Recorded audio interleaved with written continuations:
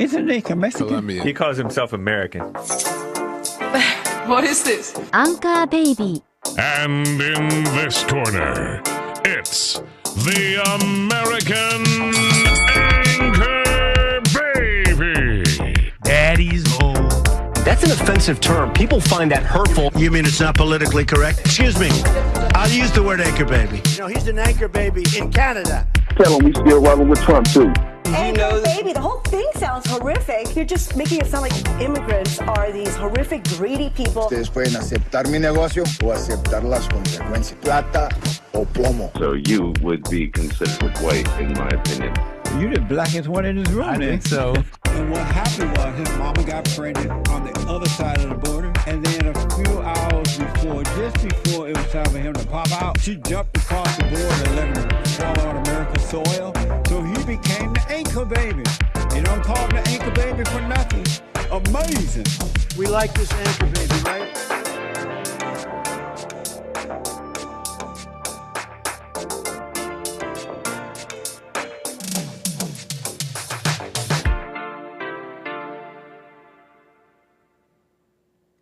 Hello, I'm the American Anchor Baby, and this is my show. Thanks for tuning in on this fine Tuesday. Appreciate you being here.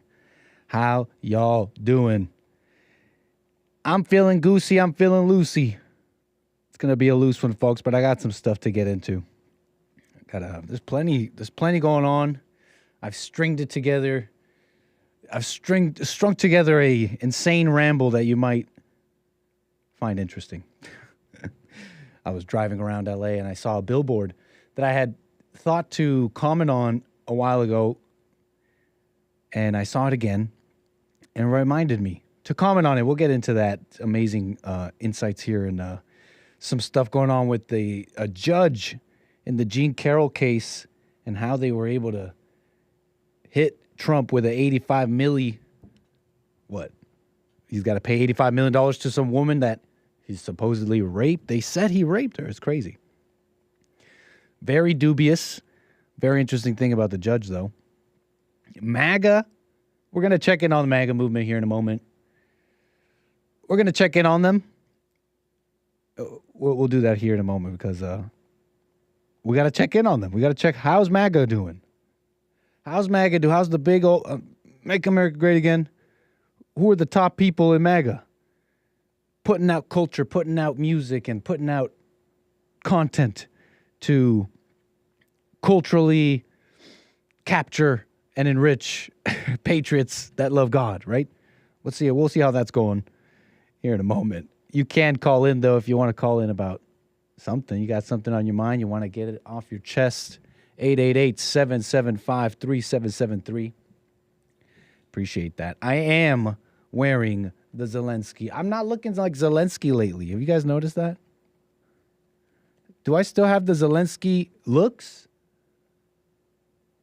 Is that why I'm feeling a little bit, I don't know, light in the pockets? You know what I mean? It feels like donations have dried up. Is it because I'm just not, I don't have that movie star look? What's going on here? Where y'all at with this one, huh? Wait, let me move. Hey. I was looking like him more before. What happened? What changed? I think in the facial hair. I'm thinking, I don't know. Maybe I got more svelte in the face. But anyways, don't let that stop you. Don't let that stop you, because you can donate via Super Chat. You could buy me a coffee at buymeacoffee.com/anchorbaby. And I'll read your Super Chats. I'll read your things. Fund Anchor Baby Zelensky's war against Putin. Don't you want to win? We're fighting for democracy. We're fighting for democracy and freedom. And our disgusting subways. It's the price we pay for freedom. Weren't you listening to Jon Stewart?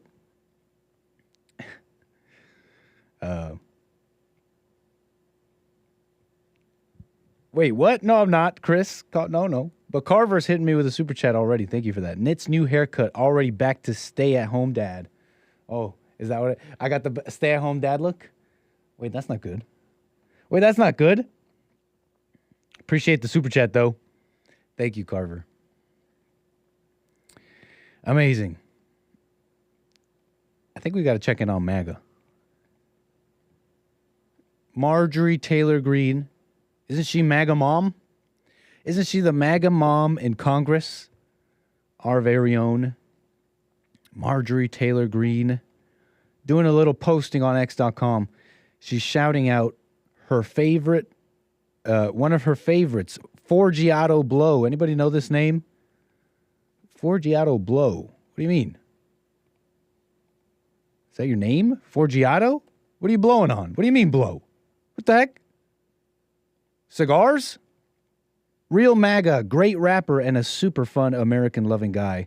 She reposts this, what looks to be like a music video slash, I don't know, music video slash Cribs episode. You know what I mean? Like music, yeah, Cribs episode documentary into �𝒊𝒂𝒍𝒔, the MAGA rapper, �𝒊𝒂𝒍𝒔, impressive and almost obscene amount of wealth that he's poured into all his vehicles and various diamond encrusted accoutrements. Can people have accoutrements? What's an accoutrement? Anyways, I'll let you Google that one. �𝒊𝒂𝒍𝒔. Oh. Oh. And his son Hunter doing crack. It's not a MAGA rap song. It's not a MAGA rap song if you don't have a line about Hunter doing crack. Which is kind of a shame when you think about it. What happened to rap? What happened to hip hop? I thought that used to be cool, right? Drugs, avoiding cases, avoiding law enforcement, just total G, drugs, women. That used to be cool in hip hop. People used to kill each other in hip hop. People used to get revenge. I'm not condoning that, absolutely. I'm just commenting on the state of rap, the state of hip hop. MAGA rap, �𝒊𝒂𝒍𝒔. He's coming at you. He's saving America. I'm being a little facetious, I know. I don't know much about him. Maybe some of you are fans. Maybe some of you like �𝒊𝒂𝒍𝒔. Maybe I don't know. He's got like, music gets you going, right? He's got that energy. He's got that rap energy. He's like a Southern guy, though. His look kind of reminds me of that other guy who won like a country music award, and he was like a big fat guy. Fat guy, and he's all tatted up. You remember what I'm talking about? With like blonde hair, all face tatted up, jelly rolls. Jelly rolls. Looking like a rapper. Looking like a MAGA rapper, maybe, even. This guy's a country music star. And I guess if we wanted to do any commentary on that, I'm no expert. It does seem like this face tatted, bold, give no F's hip hop culture and the country music and the South or something. There's some these worlds are coming closer and closer together in an almost too perfect union, almost like as if it was thought up in a boardroom somewhere. I don't know. �𝒊𝒂𝒍𝒔, though, he talks about being Southern and all that. And I'm looking at that video. He's got the money, he's got the bling. And I'm looking at the account posting it all. And I'm wondering, what the heck is a Trump Latino? What's it mean to be a Trump Latino? Latinos for Trump, these people say. We're Latinos for Trump, make America great again. F Joe Biden, I'm voting for Trump. I've heard that so many times on this website. Right? And they repost a lot of this MAGA rap content that's saving America. And I got to show you a little bit more, okay? Just a little bit more. So you saw 𝒂𝒑𝒊𝒂𝒍𝒔 blow. What's 𝒂𝒑𝒊𝒂𝒂𝒍𝒔 doing? Let's see what else they're up to. The movement that Trump started. You following so far? Okay, we got them, okay, in front of a big old 47 truck. Okay, we got a lady. We have a lady in a cowboy-looking attire. Okay, let's see what fresh hell is this. Come on, Elon Musk. I didn't save the videos to my hyperdeck. Do me a solid and load. Because we're doing this live. Okay, here, check it out. Oh! God's Land, apparently, is what this one's called.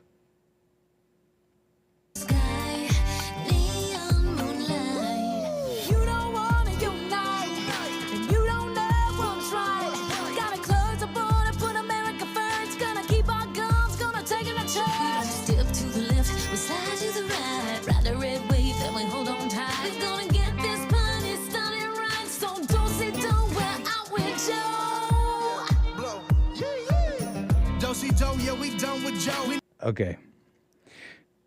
That's as much as I could take of that, I think. Mildly, says Chris. Whoa, why are you covering your eyes? Would you say this is not very modest? Why are you covering your eyes? See no evil? What's going on here? I'm seeing throw-ups in the chat. I'm seeing gay in the chat. I'm seeing cover up your eyes in the chat. What's going on? Chris says this stuff is so corny. God's land, maybe, but those ain't God's fake lips. Excuse me, miss. Why have you graffitied and vandalized God's temple? So, I mean, we don't have to talk about that now. It's just a question.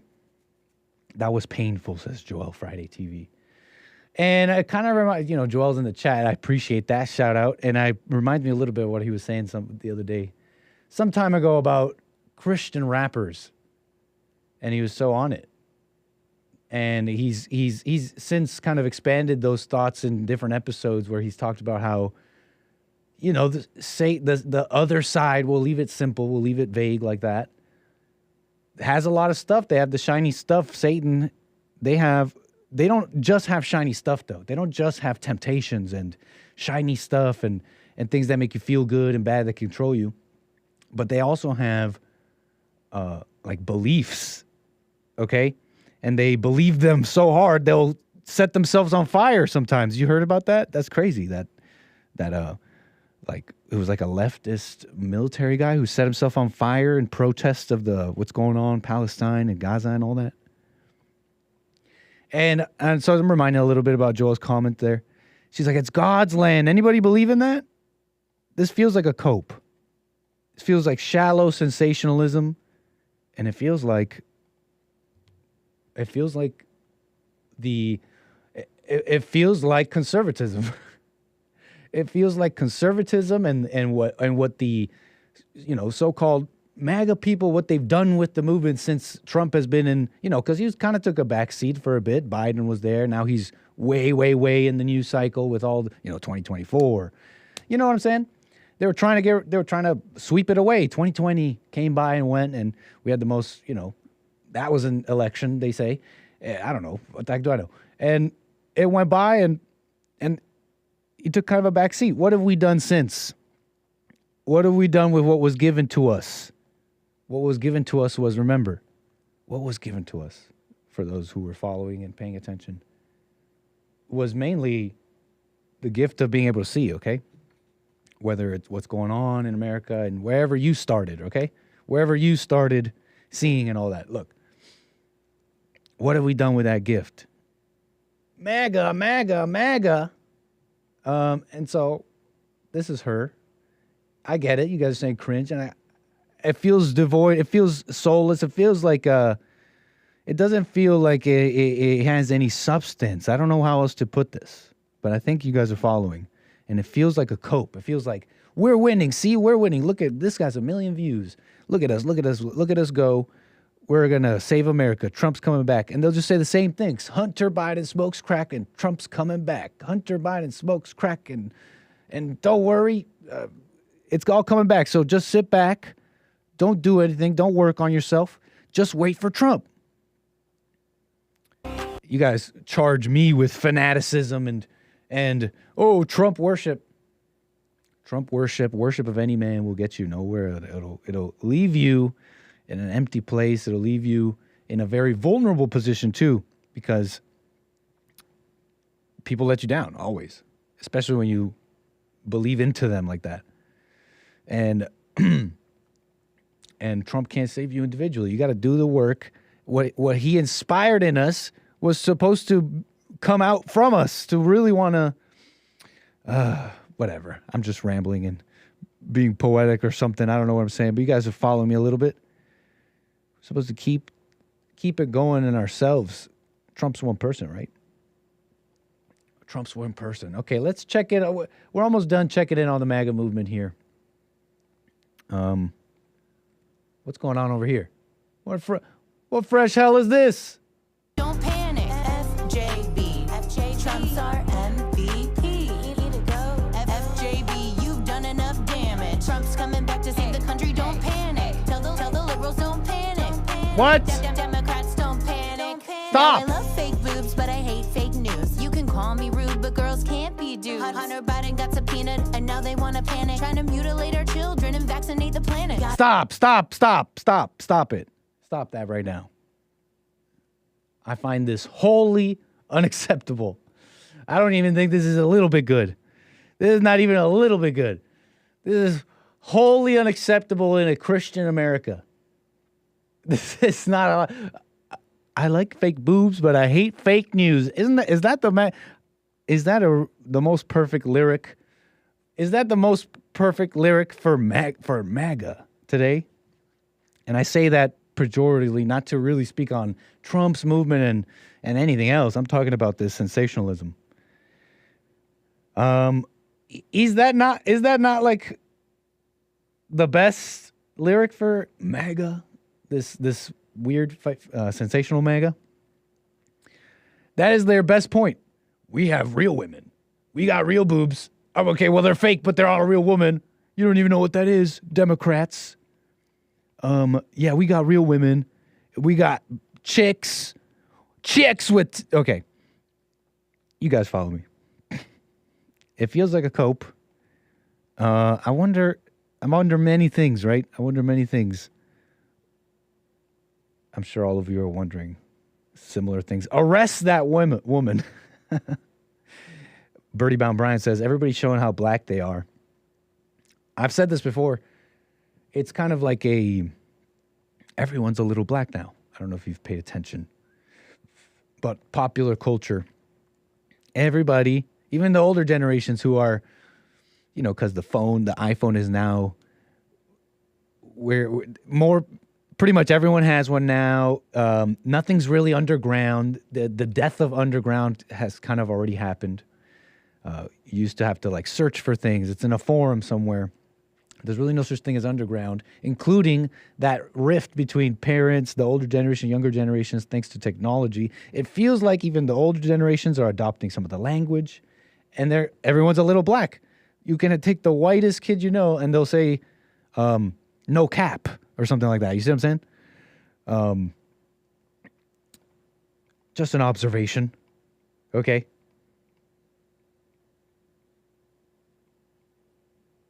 So, like I said, I'm just showing you this, I guess, to show how shallow conservatism is, and many, just people really shallow, myself as well.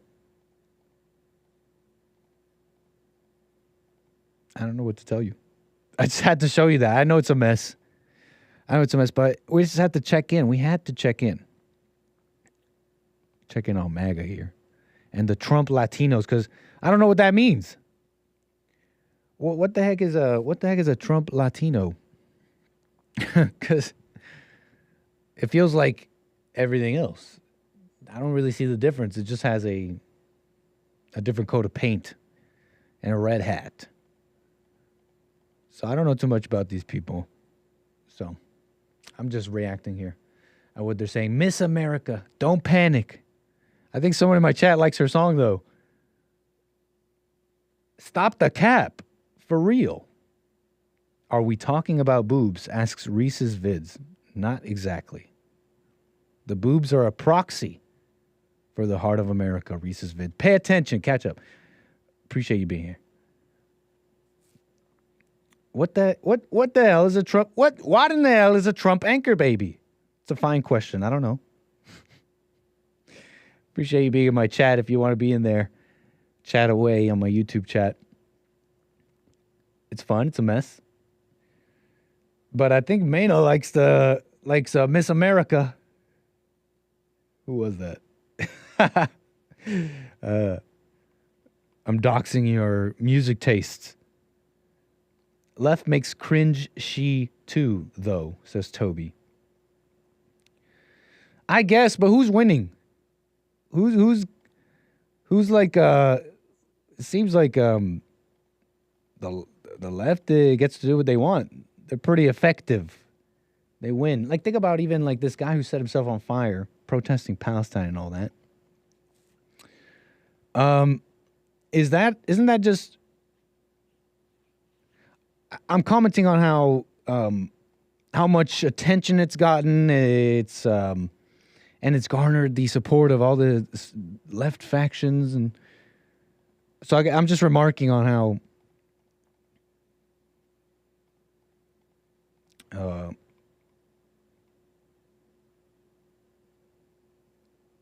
I forgot. I forgot what I was saying. I was remarking on how it's just, it seems to be widely talked about. Doesn't seem to be censored or anything. I forgot what I was saying, though. The left makes cringe stuff, too. Yeah, I guess you could call it cringe, but there's people setting themselves on fire for it, I think. I don't know if it's fair to say that this guy was setting himself on fire for leftism. I really don't even want to comment too much on that. And I really don't know much. But this American service member, what do we call him? Military guy? Set himself on fire in that way. All right, so what do I want to get into here? MAGA is a mess. What a mess. We got to work on ourselves. No one's coming to save us.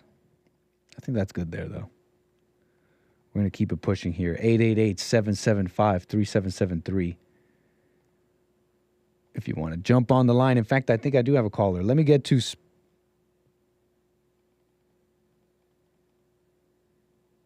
All right, we're going to... This seems like for some reason, it seems like a real call. Space Cadet. I got Space Cadet, man. How you doing? Space Cadet out of Maryland. You're on the air. Hey, Nick. I was catching your opening, and you just upset me, so I had to call in. Oh, I upset you? You mentioned... Huh? You said I upset you? Yes. Okay. Imagine that. You started out the show stating that Donald Trump was found guilty of rape.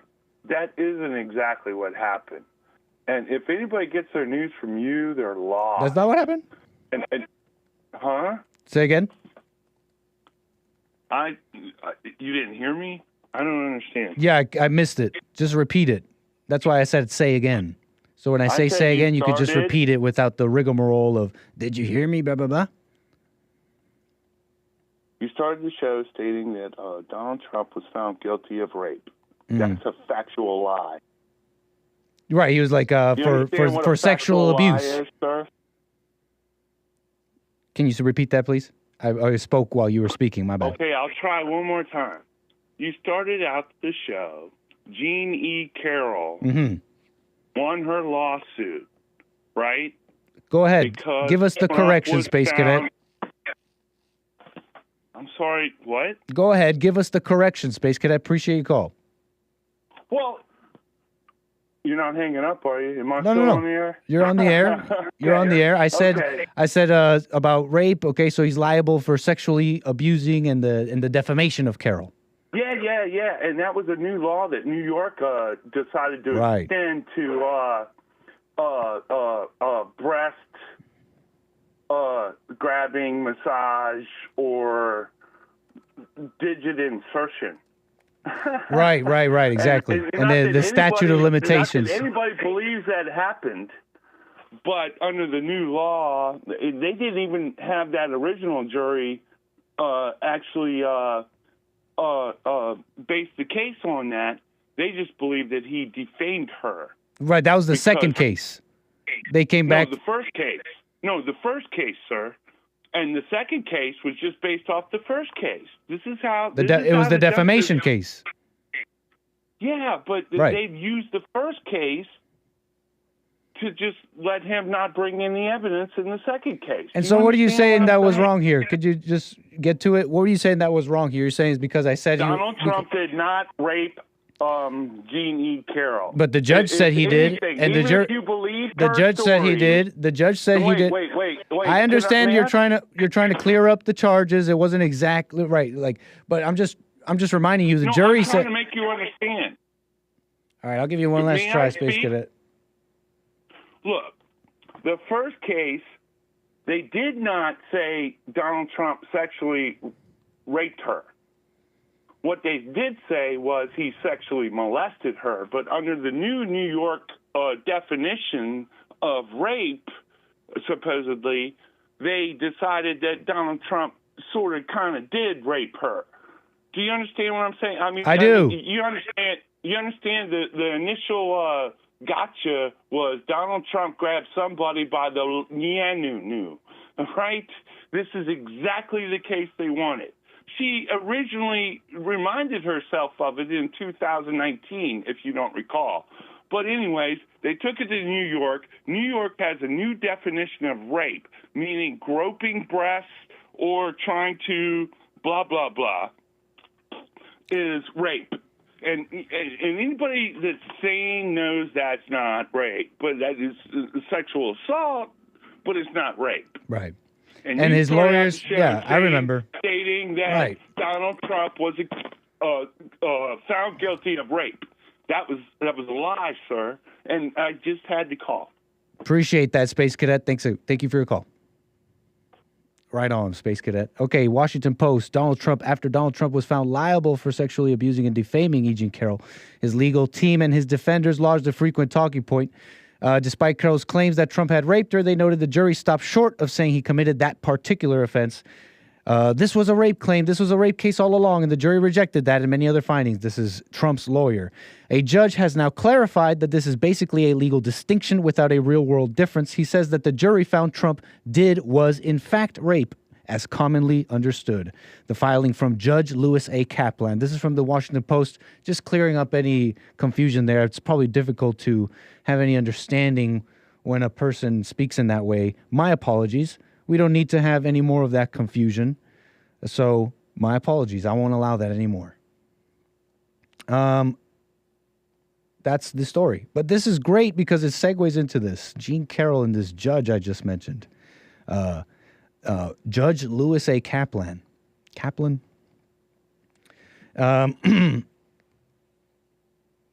So, boom, boom, boom. Trump jury, so here we are. I wanted to get into that judge. This will blow your mind. New stunning revelation about Judge and Trump's E. Jean Carroll rape, quote-unquote, case leaks out. It's from the Revolver. And the Revolver, is commenting on this revelation that what's his name? I believe this the PBD podcast. I'm a host on the PBD podcast. Revealed while he was doing some research on this very Judge Louis Kaplan. Okay, so here's the story from Revolver on this corruption. Obviously, for those following, this so-called rape case is controversial, strange, but the judge. This is from Revolver. Without any concrete evidence, has suggested that Trump is guilty of an alleged rape that supposedly occurred in a department store dressing room decades ago. Oh, it's Revolver News, not just Revolver or The Revolver. Okay, so, but the plot thickens. Revolver News continues. When we take a deep dive into the judge's political leanings, which have recently come to light, unveiling a web of potential political bias,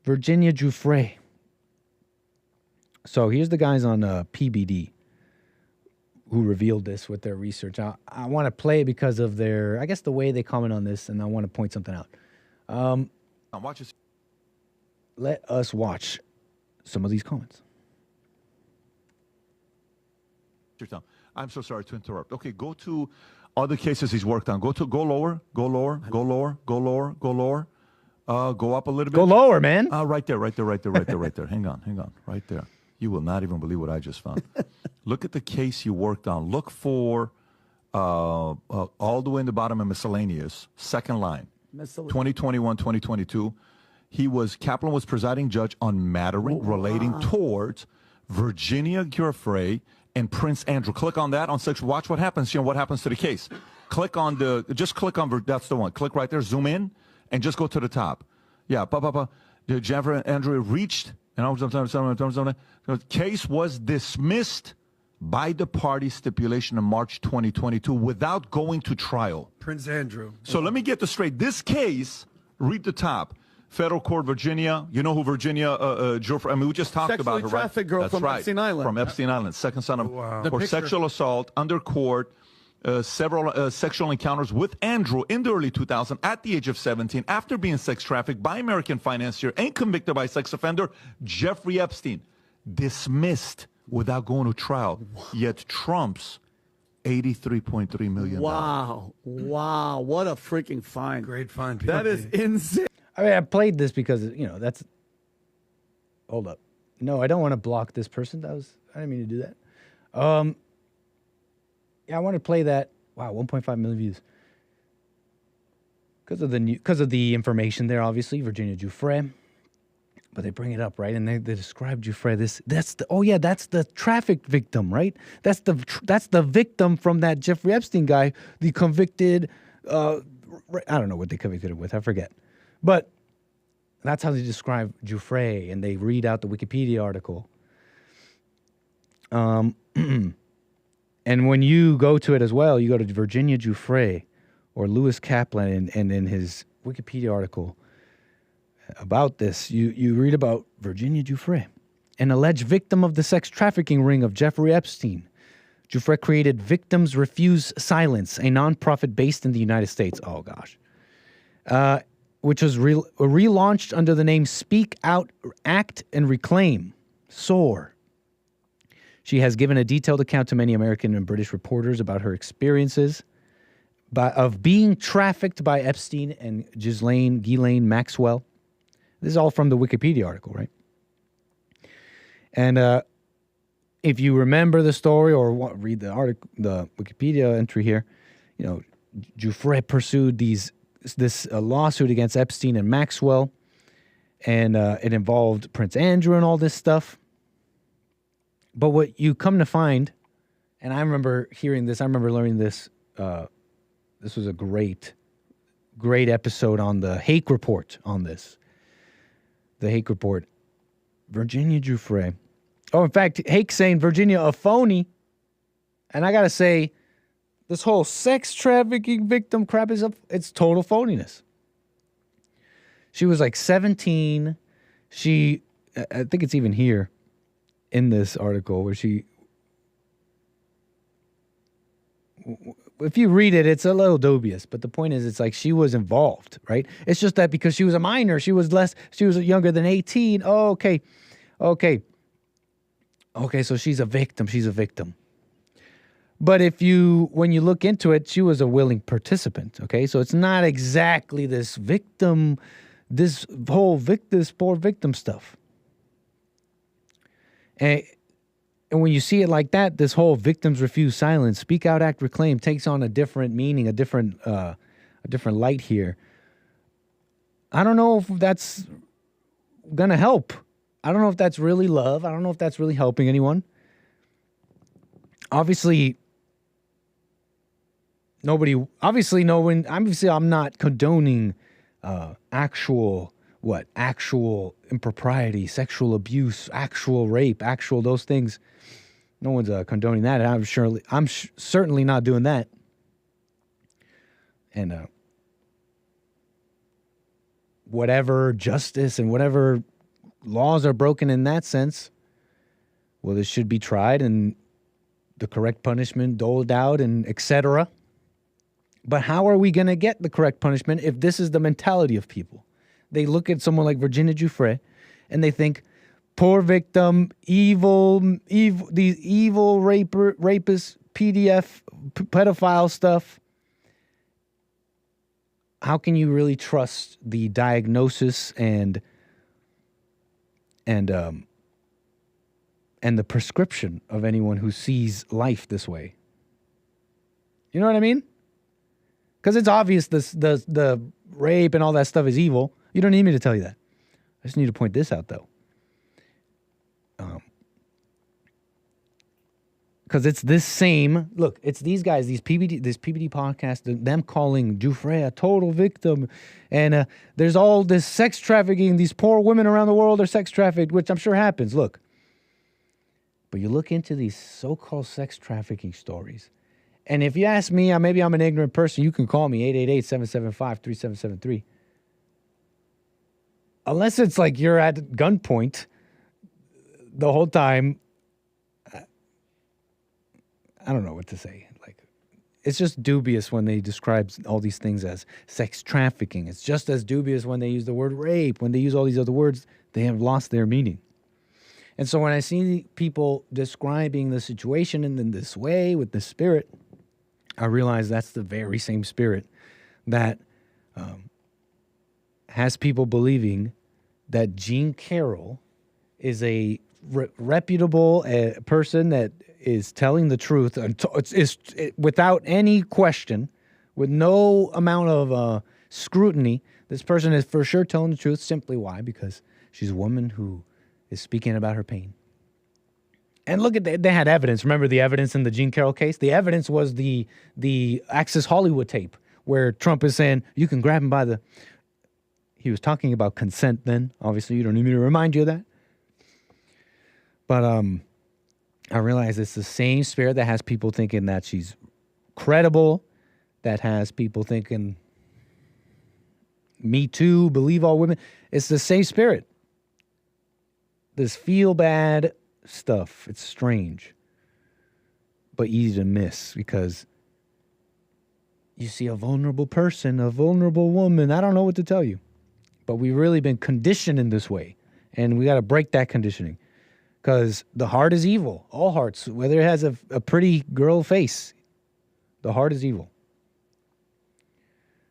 Nick trying to lose his channel. Wait, help me out here. What did I say? Nick trying to lose his channel. Help me out here. Was I unaware? Did I say something stupid? Grab her by the pocketbook.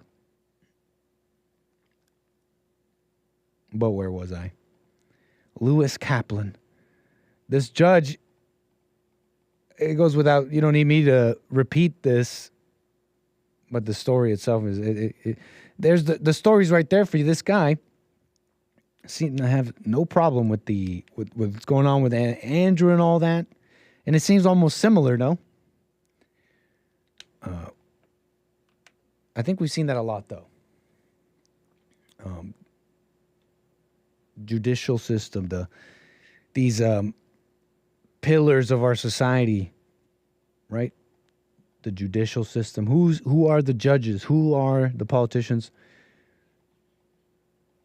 They're not who they used to be, right? Okay.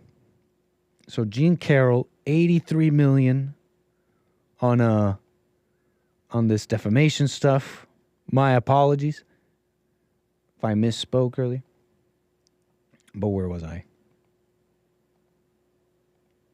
It really is incredible stuff. You might think it's silly. You might, oh, well, they're going after Trump, right? Some of you might even think, well, this sets a precedent for all men. But in the future, right? Not right now. That's not happening now. I don't know if you remember, it was even in the last few years, there were those students who had their whole lives, even though it never ended with a conviction or anything, it would be the students simply accused. You remember this? A couple came out. Wasn't Mattress Girl something similar like that? Remember Mattress Girl? But there was a number of these accusations at these campuses where some of these young men, their lives were basically ruined. They were kicked out of the school in one case, I remember. I think not even reinstated. I forget. But the bad press was already out there, even if their names were cleared. So it is already happening. I came across this thread. Well, it's not a thread. It was a post that it's gone super viral. 14 million views by an account who doesn't have a lot of followers. She seems to go by Lise Marie on Twitter. Out of Tucson, Arizona. Lise. I don't know how you pronounce this name. Seems like a pretty small account, but this tweet she put out it just blew up. 14 million views, okay? And it's an accusation. It's pretty nasty. She posts a picture of a male, an individual. Obviously, we don't know. She posts his name, and she posted with this comment. I mean, I think this is fine to report. Tell me if you guys think this is wrong. Maybe I shouldn't say his name. Oh, look at my green screen. This is janky. What the? How do I fix my green screen? Whatever. Look at that. You see the border? She writes, look at this. Last night, I was raped at my 21st birthday party around 4 a.m. She posts his name. Let me scroll down. Sorry. Posting everywhere in case the justice system doesn't do its part. I was blackout drunk and my friends put me to bed and I woke up to him having sex with me, then unknowingly admitting it. So I don't know. We don't know, right? So he posts this. She posts this. This is kind of an incredible post when you think about it.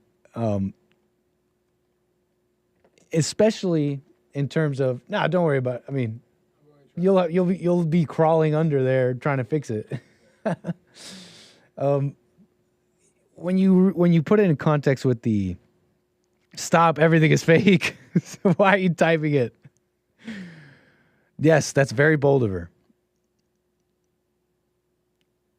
No, Space Cadet is just, I was confused. The way you speak and the energy. You weren't exactly saying anything wrong, Space Cadet. That was fine correction. It's just the energy. I don't know how to handle it. That's my own beta-ness, maybe, huh? But look, I'm telling you about this post here, and when you put it in context with what's going on, Jean Carroll, women, and you see how unashamed this person is. How many likes did that get? It looks like it got 130,000 likes, 14 million views. There's all sorts of people in the comments saying right on, girl. I mean, there's also a lot of hate too. Run into the public opinion before the court of law. So it's definitely gotten a lot of attention because of just how polarizing it is, obviously. All the MFs making fun of this are a effing joke, says this one person. I'm so sorry this happened to you. I hope this POS is brought to justice. Very, very bold. I think this is a crime, no? I hope I don't know, because this is like some pretty nasty stuff to put it out there like this. And then she goes on, right? This drama plays out a little bit more on social media, where she goes, she's claiming she did a rape kit and everything. And again, it's just like, okay, there's just this one person on social media posting something. Like, what's the big deal? Oh, that's a nice banner there. That's a nice ladylike banner. Who is this person? Liz. What a lady. Look at this lady. Look at her pinned post. I'm not saying that, oh, you did. Look. I'm just saying, look.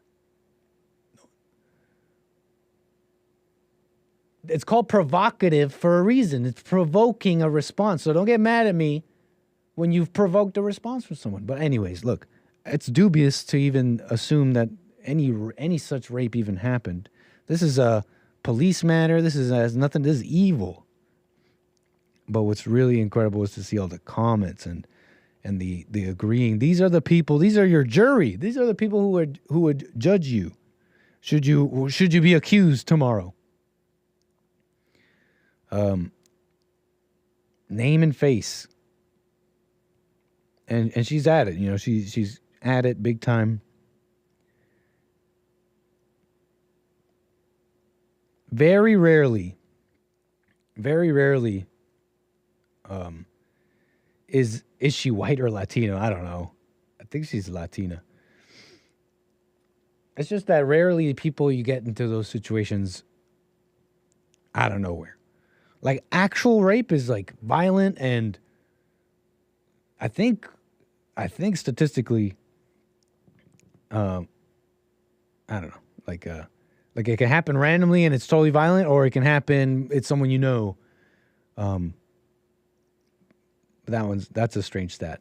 Don't know the reality of it, but what I'm trying to say is that world, that rape and all that, is like really violent, and it's different from these cases that people are usually with someone they consensually, or it's a gray area of consent, and someone went too far, but you know, legitimate versus not legitimate. You deserve, is that Brother Dean Saxton said that?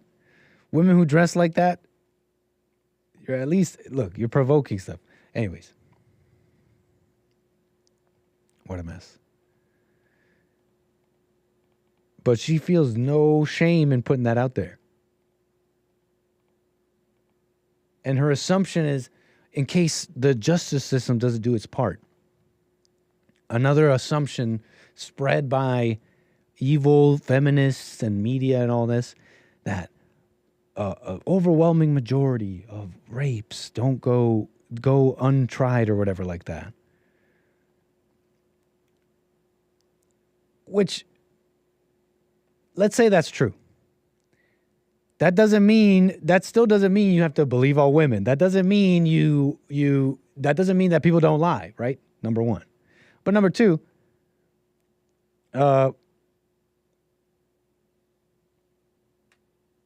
quit while you're ahead. You don't know what you're talking about. You have bad advice. Where was I? Even if that were true, it's still evil to assume rape and all that, and many things, right? But another thing too is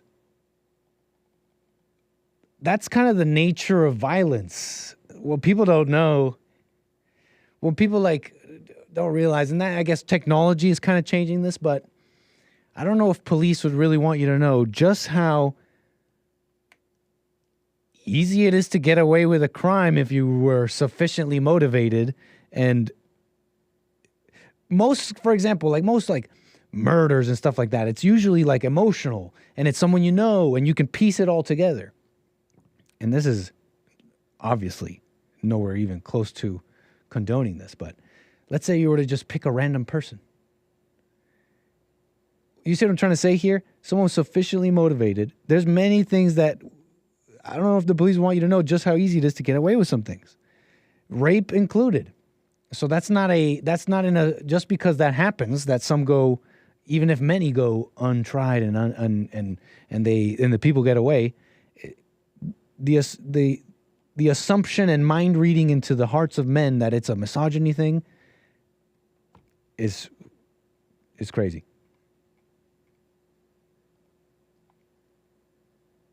Right on. So this is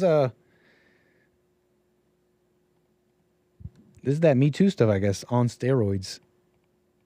83 million. I think we can move on, though. I don't know what's going to happen with this, though. Where's a lawyer for this guy? You going to jail? Isn't this like a jail? But like, if it's totally a lie, society's not that far gone yet, right?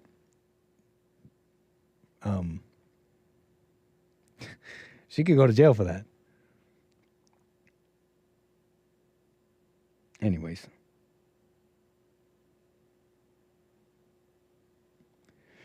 Anyways. 888-775-3773.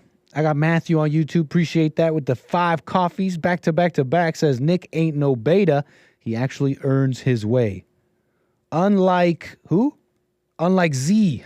Unlike Zelensky. Thank you for the coffees there, Matthew. Appreciate that. buymeacoffee.com/anchorbaby. Right on. Rumble.com as well. Whoa, we got, what's this? I've never seen this before. Saverio Jones is gifting 5 subscriptions. You can claim them now to be part of the top fan family. If you go over to dlive.tv/Gorgonzola, Saverio Jones is gifting 5 subs. That is super cool. Top fans in the chat, dlive.tv/Gorgonzola.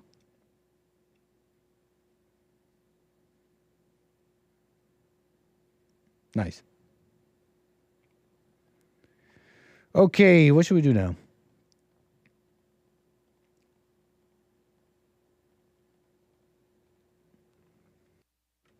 You know, I was driving around and I saw this billboard I wanted to show you. Let's see here.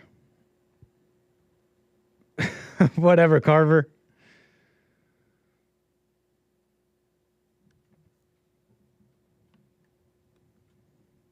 Okay, so check it out.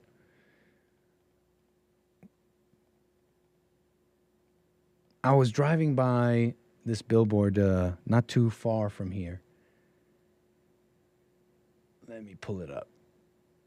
And I don't know if this is the exact one because I didn't take a picture of the billboard, but I found an image on Google of at least a similar billboard that has the same words. And it's one of these pink billboards that say Jew belong, end Jew hatred. You ever see one of these? I remember the Hake Report commented on one of these not too long ago. And they're kind of around the LA area trying to educate people on anti-Semitism and stuff. There's one not too far from here, and it says something like, do you need armed guards outside your synagogue or something like that? Because we do. Something like that. And I was driving and I saw one like this, and it read this: being woke and anti-Semitic is like being a vegan who eats it's like being a vegan who eats veal. Can't be woke and anti-Semitic. They don't fit. So, you know, it brings a number of interesting questions here for me. Mainly, number one here is like, okay, so there are woke people being anti-Semitic? I'd like to understand that a little bit. Well, why are they, right? Like, were they always anti-Semitic? Like, I'm trying to understand the allegiances here, right? Because you got this attack that happened in Israel, October 7th. They're saying, Jew hatred and anti-Semitism is real. Look, they had a whole attack. They had their own 9/11 over there. And it's garnered a lot of support from people around the world. understandably so. Not unreasonable to, right, to support them or whatever, if that's your prerogative. Being woke and anti-Semitic, I'm trying to understand the allegiances here. Because it feels a little bit like, and this may be out of my ignorance, maybe someone can help me, that it's the, shall we call it woke? When I think woke, I'm thinking the left. I'm thinking that kind of stuff, right? And isn't it the left right now that they're very pro-Palestine, right? They feel for the oppressed Palestinians. They, even liberal Jews, right? They say that they totally feel for the oppressed Palestinians. And so I'm wondering something that came to mind is, in that context, I wonder who is it that you're teaming up with, right? Where do your allegiances lie? Could it be that these people never had love for you, but you're still if you read this billboard, it feels like that's who you're siding with. That's who's going to be, hey, stop being anti-Semitic, woke people. That's not like you. That's not like you. These are just things I'm thinking of, right?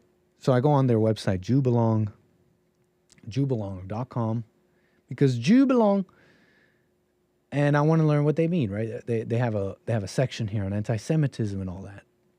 What do they mean by that? When they say that, when they say when they would say woke people are being anti-Semitic, what do they mean, right? So they have a nice little website here with various resources, information here, right?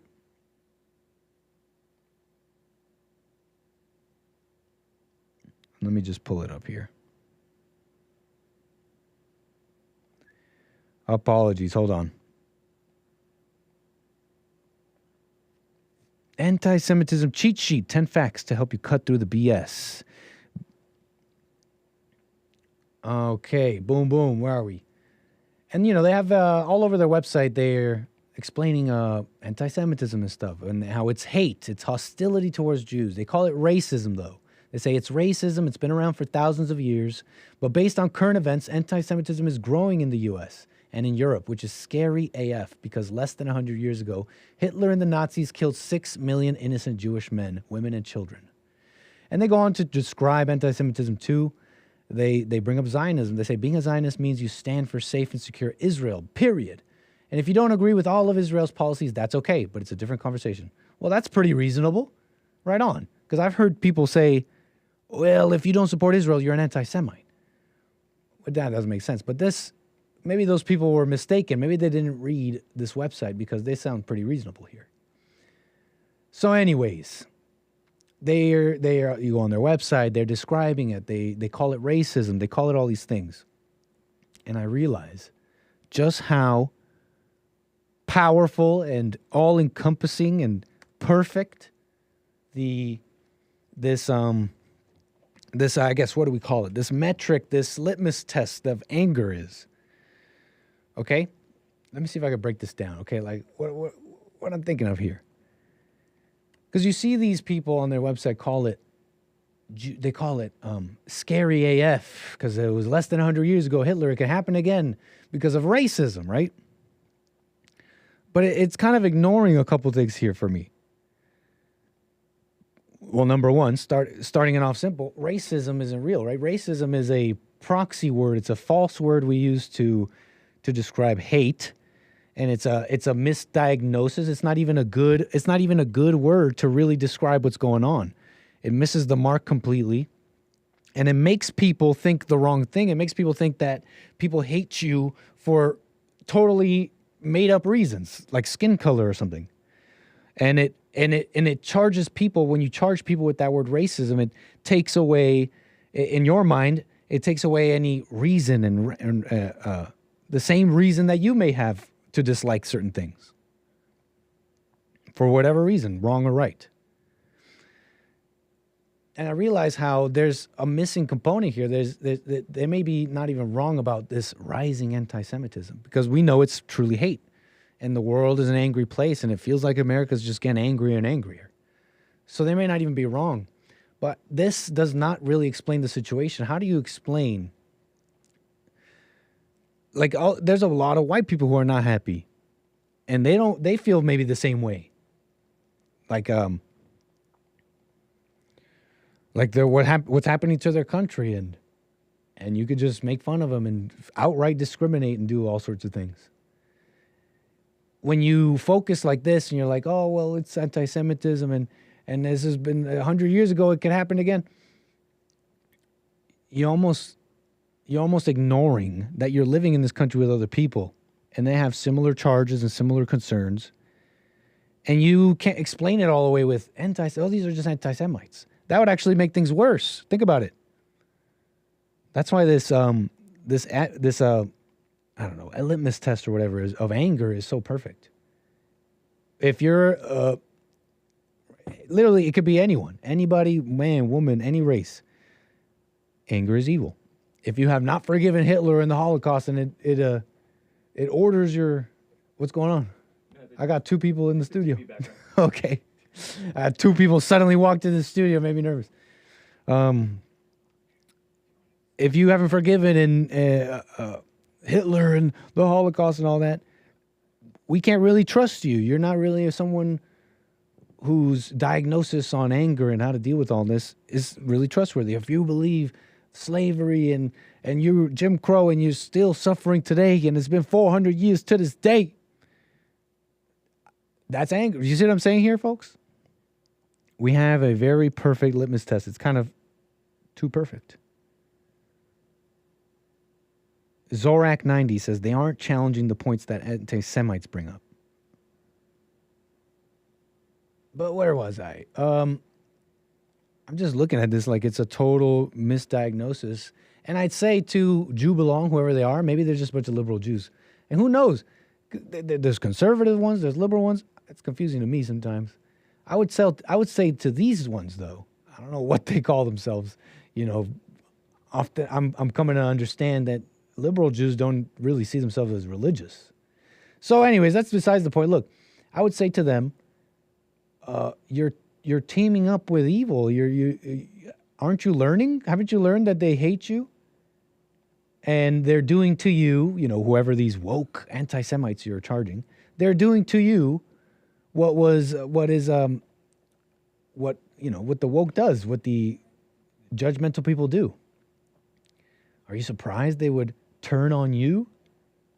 Don't make the mistake and team up with people that hate you. I mean, really, I'm kind of rambling at this point, but I hope you understand a little bit of what I'm trying to say. It seems, why are you teaming up with anger? Liberals and others. So, what do you guys think? What are y'all thinking? RP, thank you for the super chat, says wait. I had to read that one before I read it out loud. RP with the super chat on YouTube says, round those blacks up and send them back. They are the problem, period. Deny it if you like. It won't go away. Forefathers messed up bad. Really? You say blanks are the problem? What do you mean by that, RP? What do you mean by the problem? Can you describe this problem a little further? And another thing, RP, when you say round those blacks up, who are you talking about? Are you talking about Americans?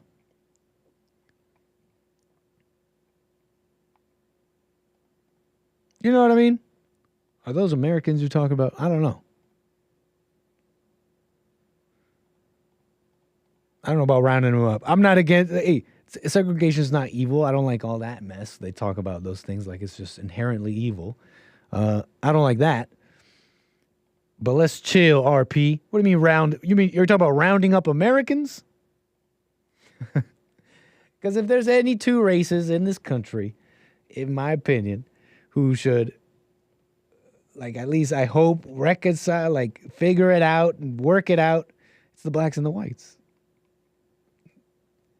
They are inextricably linked right at the creation of this country. So I don't know. I don't know. That's just my hopes and dreams. I have a dream.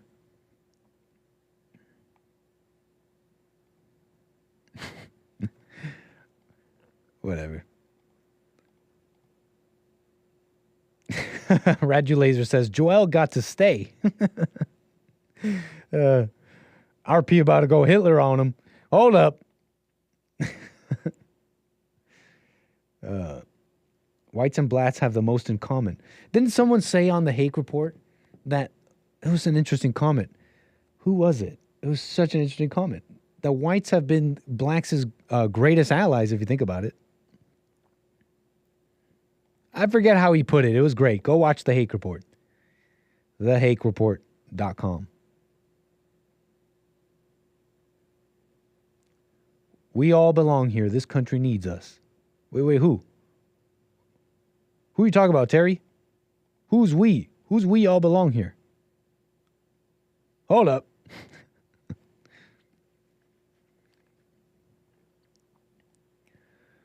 Yeah, what do you mean by we all belong? I was thinking about this the other day. I'm trying to remember. Hold up. Terry's making me think of something about belonging here.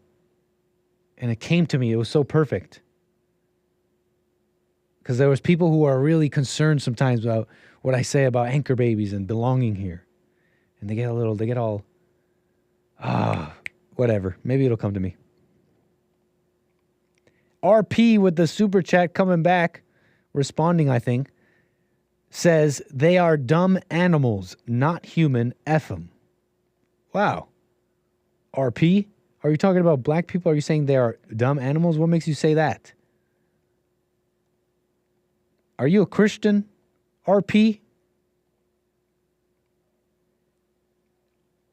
Are you a Christian, RP? Right on, Terry. I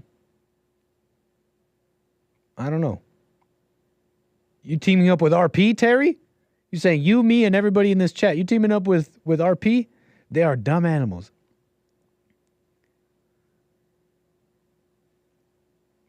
You sounding. What, have you been reading the Talmud, RP? I'm just messing around. You Talmud enjoyers in the chat have tainted me. I've never read that. I've literally never read the Talmud in my life.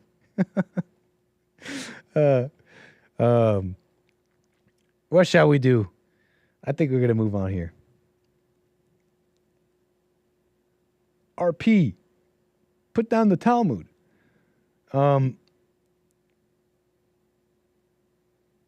Everything is fake says the whites don't need the blacks. I guess. I'm not going MLK Reese's vids. That's not what I'm saying. I'm not saying I have a dream. Look, I'm just saying that it's just when I see the Hispanic caucus, this caucus, I'm like, if there is gonna be one, it should really only be black. And it should be a bridge between black and whites if they're going to separate but maintain one nation. I'm totally rambling at this point. But if anyone deserves it, if anyone should work it out, it's blacks and whites. Come on. They're Americans. And weren't they going to work it out? It seemed like it might have. When I watch Uncle Tom, when I hear Jesse talk, it really seems like they might have worked it out. Given some time and space, they may have shown the world a Christian America anyways, this is all like fantasy land talk at this point. If only the communists weren't involved, the blacks and whites could have been an example for the world. All right, let's keep it pushing. We got, you know what? Speaking of, this is an amazing segue. University of Virginia, 888-775-3773. You want to jump in there. People are sharing this one as well. Lots of views. And it's of this speaker, apparently the Assistant Vice President for Equity, Inclusive Excellence with the Division for Diversity, Equity, and Inclusion at the University of Virginia. What the heck kind of a title is that? The AVPEIE of the DDEI. At the U of V, at the University of Virginia. She is discussing allyhood and the toxicity of whiteness. This clip is going around. And I saw the first bit of it. Shall we do some conservative outrage and watch this clip together? I'm being silly. Let's watch. A question for you, Rachel. It's kind of a personal question. I just wonder, because we, have a lot of non-Black allies that are at the anti-racist table trying to do the work every day. What is it that you could say for yourself has been your why that has kept you motivated, especially when you began this journey of really centering anti-racism and, equity for all? What was it that was your why that you came back to? Because again, for you as a, white female, that you have a lot of privilege, so you don't necessarily have to do this work. So just what carries you through, so that maybe we can inspire some of our participants who are trying to find their why of why they're picking this up every day to do this work when they could just put it on the shelf. I'm sorry, folks. Did you drown that out like I did? Yeah, that sort of privilege of ignorance and sort of the sort of fallacy of innocence. I think what's been important for me, so I think what's part of my bio that other folks might know or not know is that, I grew up in rural Appalachia. That's how you say that. I think that there are a couple things, but really, actually, when I was an undergraduate at UVA, I had the opportunity to take a class with Julian Bond, who, as many may know, is an amazing, he's been amazing for the university. I mean, she's going on and on about crap. I'm sorry, I'm putting you through this. Rachel Spraker, Division for Diversity, Equity, and Inclusion. White lady, they call her. Right? What kind of last name is that, Spraker? She seems like she has just totally ate that up, ate the whole anti-white stuff right up. And I mean, I guess I play this for the sensationalism a little bit. It's silly, but I'm showing you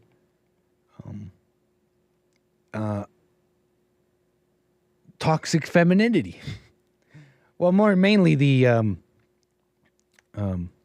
white lady herself, willing to sell out the white man. Anyways, look, you get it. I almost lost my train of thought with this whole one. The Jefferson Council, who cares? Who cares? I don't even want to give this any more attention. Yo, anybody out there in the office, can you help me out and point this fan towards me? Because I am dying. I cannot believe how hot it is in here. Thank you. That is life. And we're back. Wow. My apologies. 888-775-3773.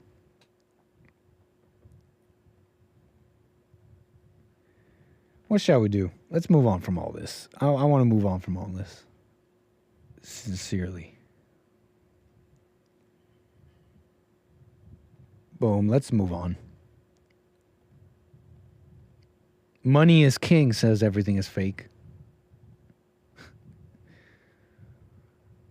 Speaking of kings. That's perfect, man. Thank you. Kings. Speaking of kings, I want to get you guys thinking about something. Just to open up your mind a little bit here.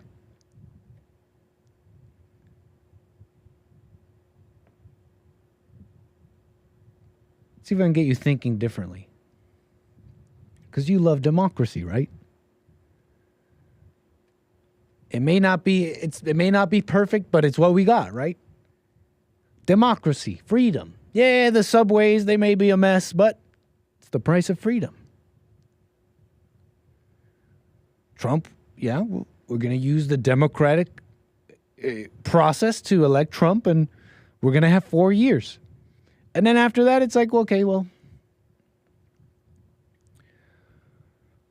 hopefully we could do it all in 4 years, right?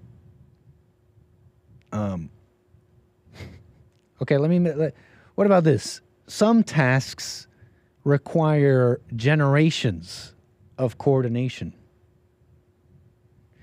And democracy is incapable of these grand tasks. You ever heard of the pyramid problem? A democratically elected leader can never build a pyramid. Democracy isn't real. Everybody's going off in my chat. It's like, let me lay it out. Okay, never mind. Democracy isn't real. Let's move on. Pass the bucket. We can move on. The pyramid problem. How can a democratically elected leader build a pyramid that requires time and coordination? It's going to need more than one term to do. We are not a democracy, says GMD Jim. Right, we're supposedly a constitutional republic. But I don't know, you got to tell the Democrats that. They say we're a democracy. This is a fight for democracy. So democratically elected leaders, though, a little difficult to do multi-generational tasks. Okay, let me hit you with something else. We're just playing, okay? We're just memeing, right? We're just having a little mental exercise. Don't worry, I'm not taking away your democracy. Don't worry. Political freedom of a democracy. Well, let's look at America today. Would you call it free? Are they free? How free do you feel? Democracy, I've heard it described as well in another way. It's the pressure of the dull majority. And it sure feels like that, right? And then someone already mentioned it in my chat, when you look at constitutional republic versus democracy, the republic is supposed to be an answer to that, right? The will of the masses, the tyranny of the masses, the tyranny of the majority over the minority. The republic, when you consider the electoral college and all these things, is kind of meant to what's it called? Circumvent that, I guess. Make it a little weaker, the power of the dull majority. Better a rule by minorities trained from the outset than the rule of the masses. What do you say? That's something I read once. Rule by pedigree is the only alternative to rule by pocketbooks. Rich oligarchs always subject nations to the ideals of the stock exchange, unless aristocrats stop them. What the heck is the anchor baby talking about? I've been just doing some reading. I've been doing some big old reading, thinking I'm all smart.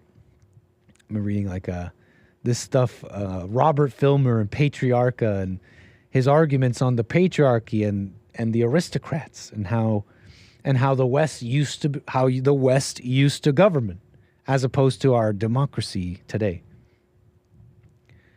And I've just never heard of these arguments, okay? I've never heard these arguments where that's what the aristocracy was. They stood in the way of the dull majority, and that they were trained from birth that was their pedigree. Elections are lotteries. Aristocracies free leaders from the lottery of elections. French philosopher Renan predicted that elections will be the triumph of mediocrity, and they'll put knaves and quacks upon the throne. Why is this making sense? Why is this making sense to me? I get it. America was like, no, we don't want the rulers. I guess I'm just rambling about stuff I read, but I hope you find this somewhat interesting, because you guys got to get ready. I'm just trying to prepare you for when Trump, look, I'm just trying to prepare you, and just to not get too freaked out, for when Trump comes in and he rules for 15 years, as opposed to the constitutional term limit of 4 years for a president. I'm just getting you mentally prepared should that happen. Who knows?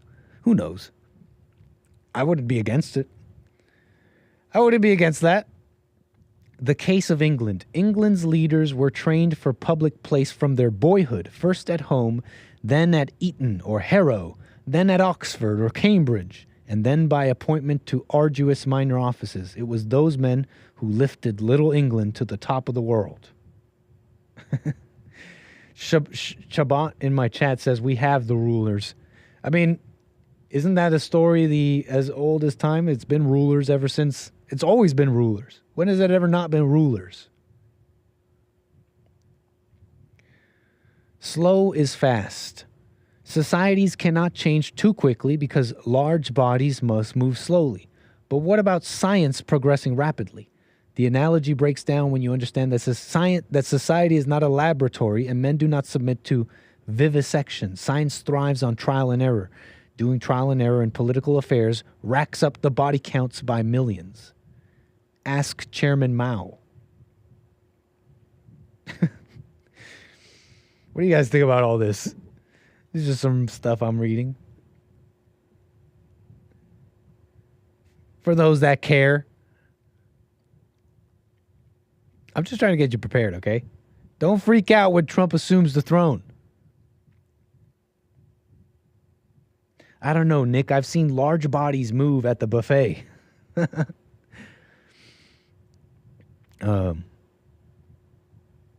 Anybody know who Will Durant is? Will Durant? These are just names of writers and smart people.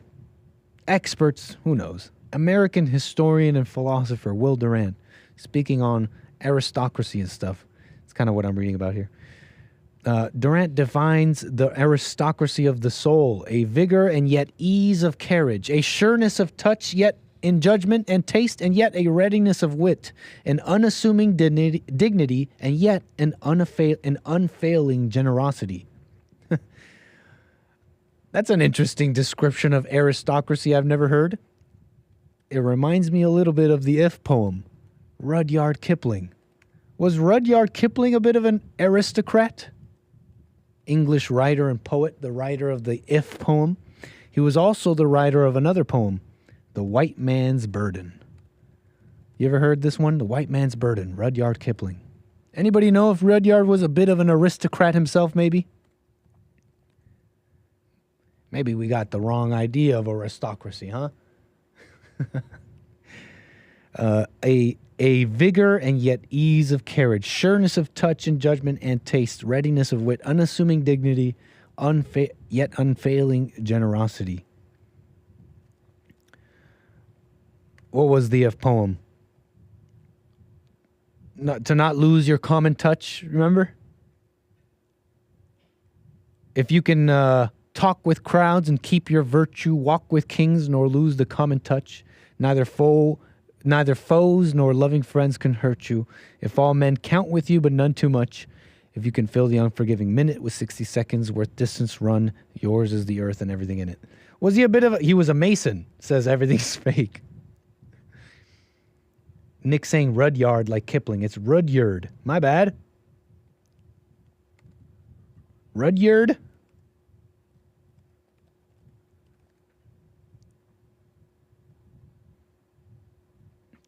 Rudyard. Okay, fine. Rudyard Kipling. Kipling. Whoa, that was loud. Let's see here. Kipling. Yeah, but give me the last name. We'll move on. Google doesn't want to play ball. No big. That was loud, wasn't it, folks? Sorry about that. What a mess. Okay, let's move on here. Interesting things the anchor baby was reading. Maybe you find it interesting too.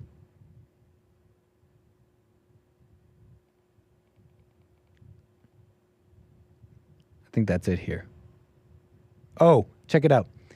On equality. A little more philosophizing on words and stuff. Aristocratic peace. Durant writes that equality is the breeding ground of violence. Peace is between unequals. The pretense of equality brings a perennial tug of war. Only by accepting the natural inequality of men in intellect and will can we realize the hypocrisy of egalitarian institutions?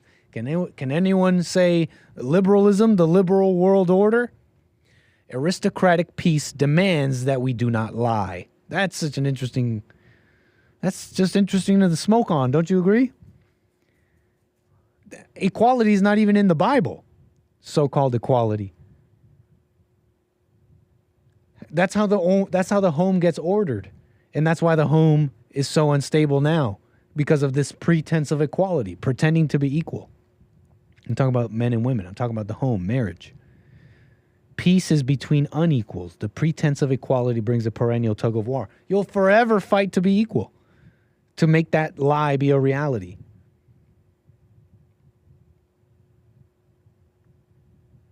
The arc of history is long, but it bends towards the return of aristocracy. I don't know. Maybe I'm saying that word wrong. I'm just reading random things. What the heck? Who cares? It's just smart people with words. Keep watching yourself. Pay attention to yourself. That's what matters.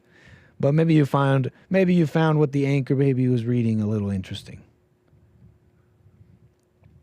King Trump, 2024, to rule for 30 years and on.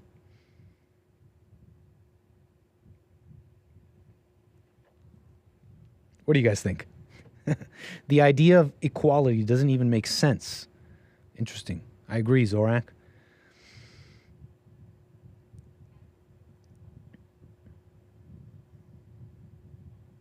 Yeah, what do you guys think? Read, but let it go, Nick. Fair enough, Jado. Appreciate that. Nick would have been a top general under Nebuchadnezzar. Why do you say that?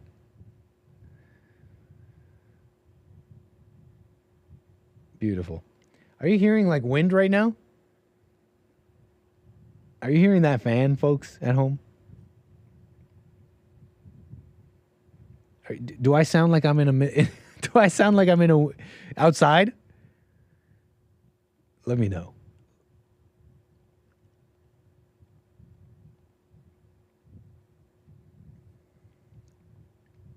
Beautiful stuff.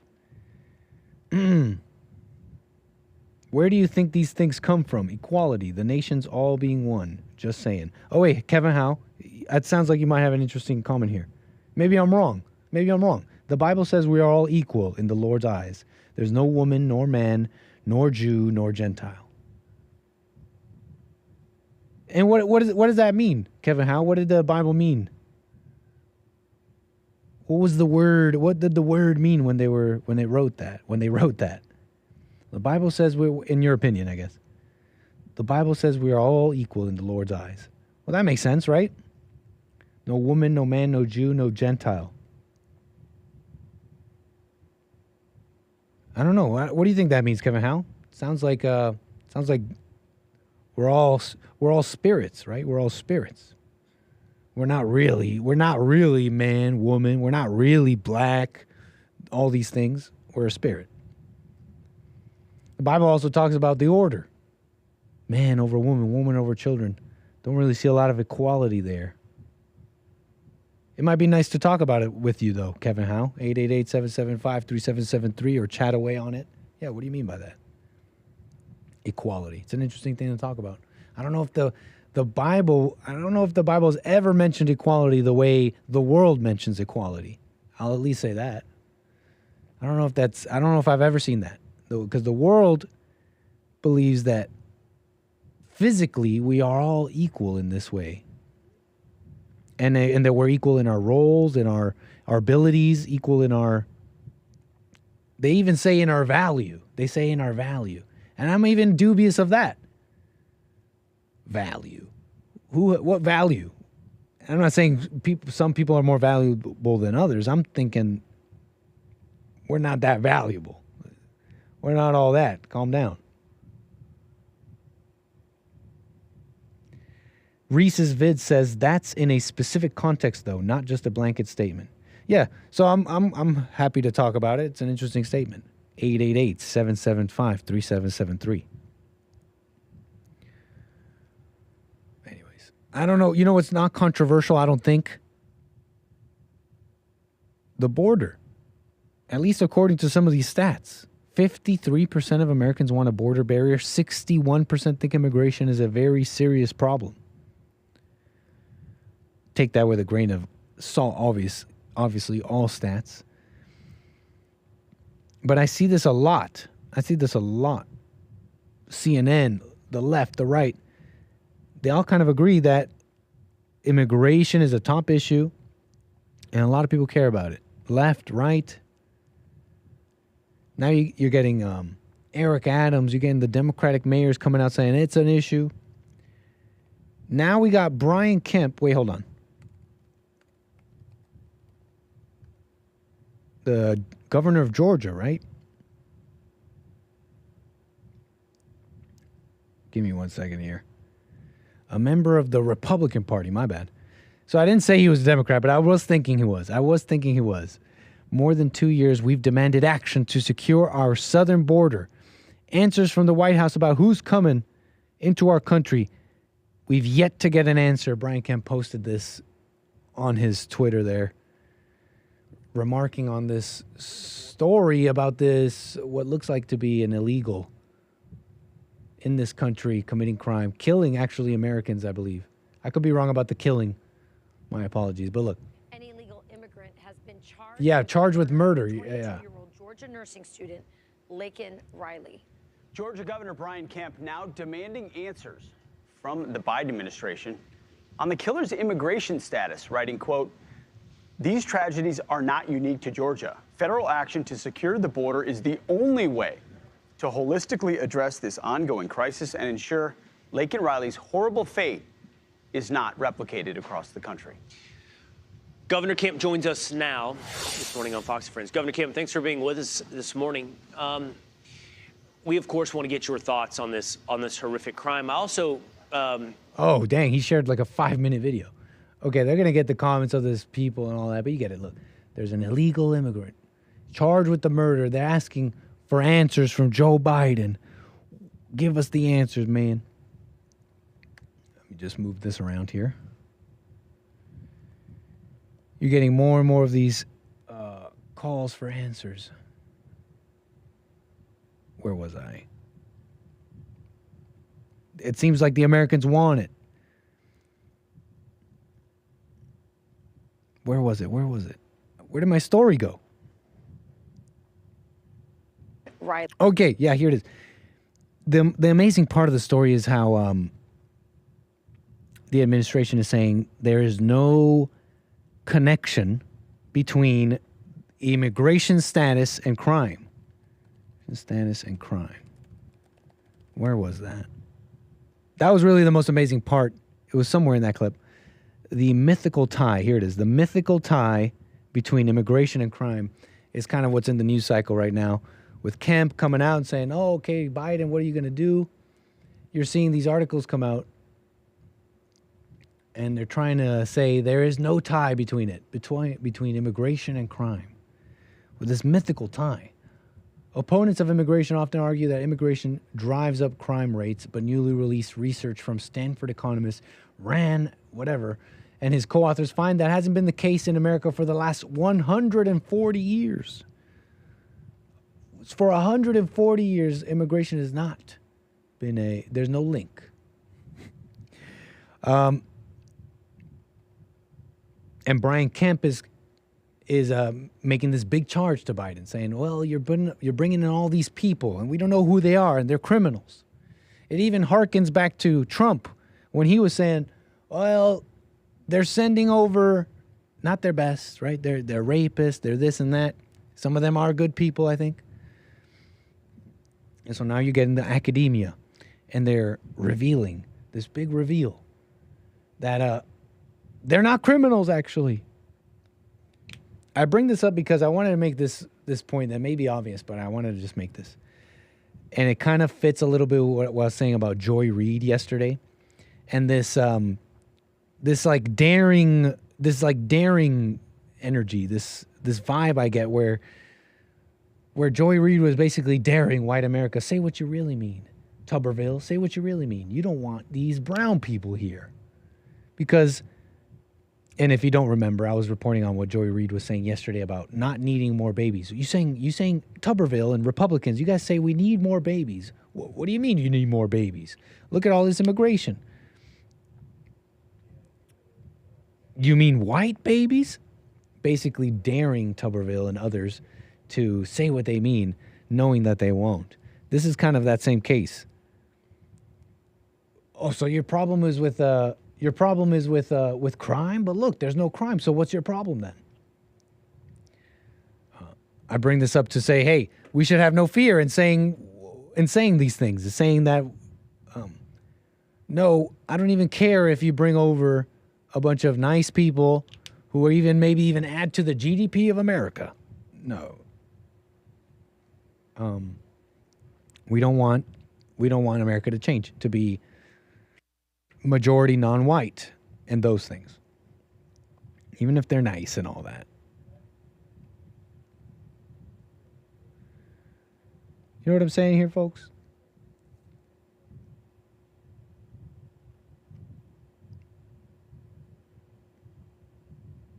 I think that's how they're gonna get you. Oh, we don't want all this crime, right? Republicans, that'll be their answer. Look at the border. We got to fix it because we don't like crime. Well, now the academia is proving that that's not true. What are you going to do? What do you say to that? Will you retreat? I say don't retreat. I say no, that's not why we don't want immigration.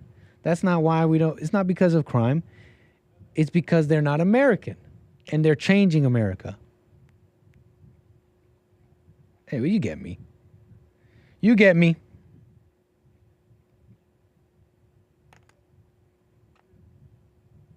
If so nice and honest, why not come the right way? Fair point, Tabitha. Fair point. Yeah, so don't let the fear words and don't let them do the gotcha. You're not racist. You're not evil for wanting a majority white country.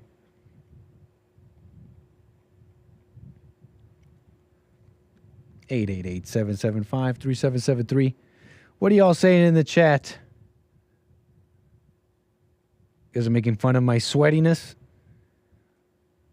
Mildegrue?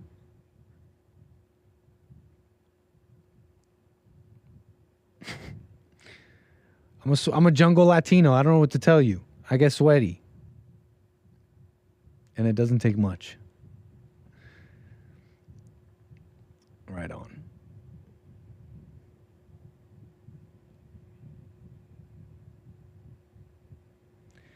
Yeah, what are y'all saying in the chat before we move on here? I think the last thing here before we end the show.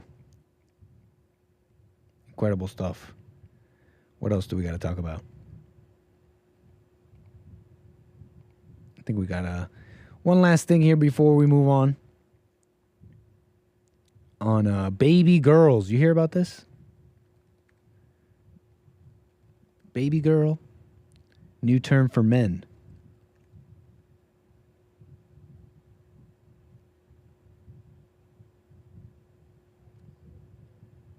Wait, did I find a clip? I may have found a clip. I may have found a clip. I don't know. This may be related. There's a new internet term floating around the internet, and you have to be in a very exclusive club to acquire it. It's baby girl, and no, it's not what some creepy 80-year-old guy would call you late night at a club. This term is being now used more for attractive men or cute men. The term, however, is kind of loosely defined. For example, K-pop's Jimin as well as Pedro Pascal might be called baby girl. It seems like it has no limits, really. Anyone can be baby girl. Danny DeVito, baby girl. Willem Dafoe, baby girl. The caveman from the Geico commercials, baby girl. Baby girl as a term is sort of akin to submissive and breedable. Just what the heck are they talking about? What is this person even saying? Baby girl. It's a trend, I guess. Women are loving men who embrace baby girl vibe and ditch toxic masculinity. I don't know. New York Post. Are we supposed to believe this? What is all this crap? We're doing some live research here. Women are loving men who embrace the baby girl vibe. New York Post. We might have to do some live research here. New York Post, baby girls. What fresh hell is this?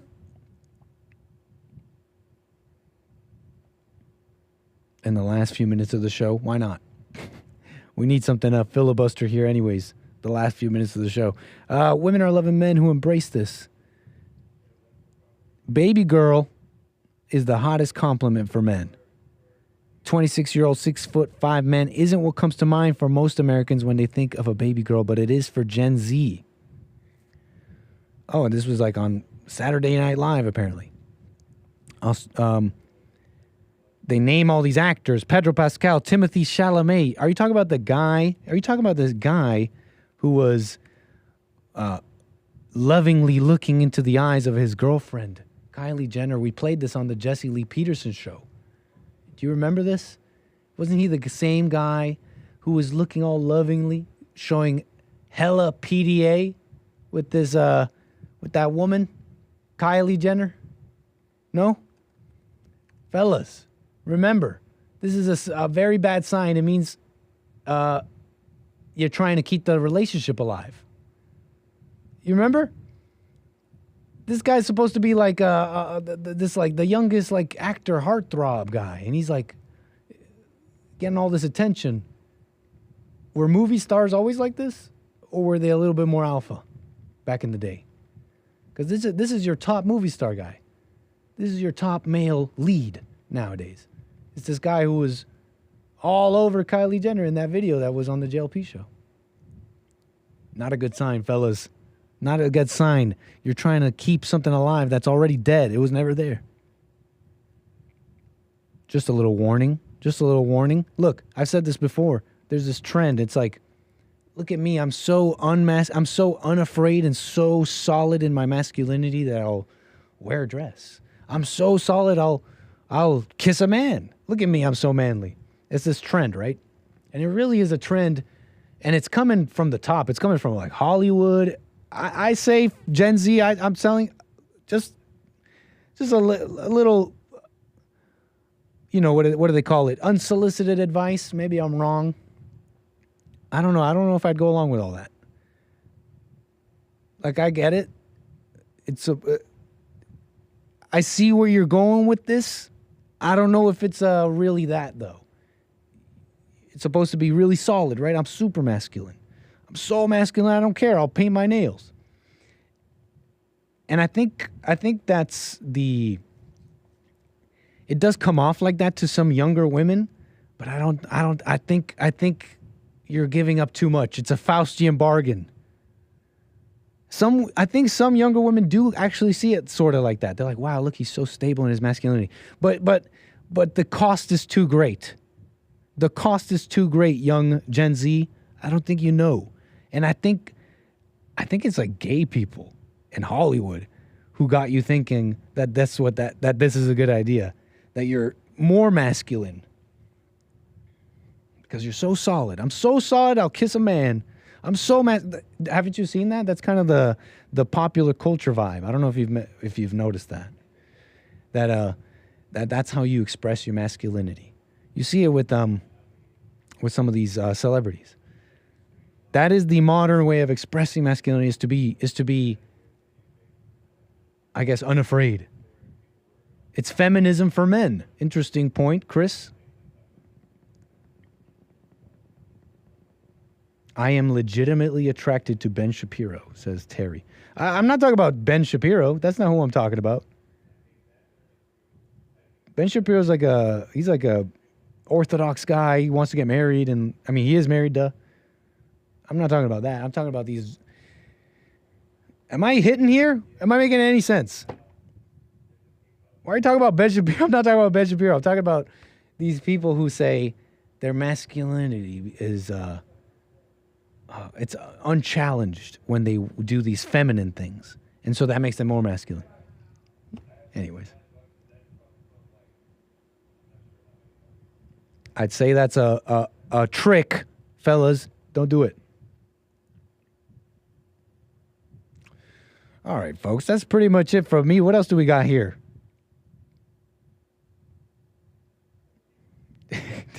Did you derail me, Matthew? That's okay. That's okay. There's really not much to derail right now. We're pretty much done. Let's see what y'all are saying in the chat in the last few minutes of the show, because that's pretty much it. Yo, Bill, do me a solid. Can you turn the fan away from me now? It's just blasting me now. Or just put it to level 1, yeah. Thank you. Appreciate that. I can't even think. I can't even think. It was just like, right on. Someone gets me a little bit. Nada gets me a little bit.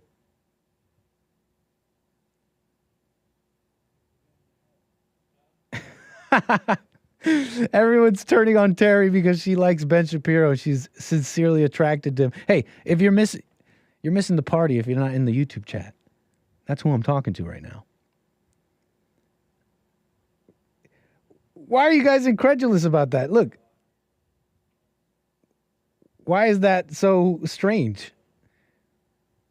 Isn't he a strong dude with a married man who's got followers, and he's like a tough dude, no? Somewhat. He's not fat. He's fit, not fat. He's got a conservative media empire. You guys are bullying Terry. His tiny hat makes his voice tiny too. Any other ladies in the chat? What do you got? Any other ladies in the chat? Yay or nay on Ben? Is he a heartthrob or no? Is Terry out of pocket? Where are the ladies in the chat? You guys are cracking me up.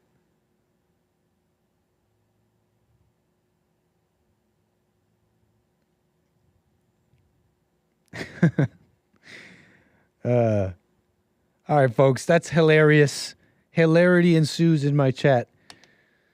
That's it, man. That's the show. Look, that's American Anchor Baby for today. We got more American Anchor Baby coming at you tomorrow. We got Wednesday edition.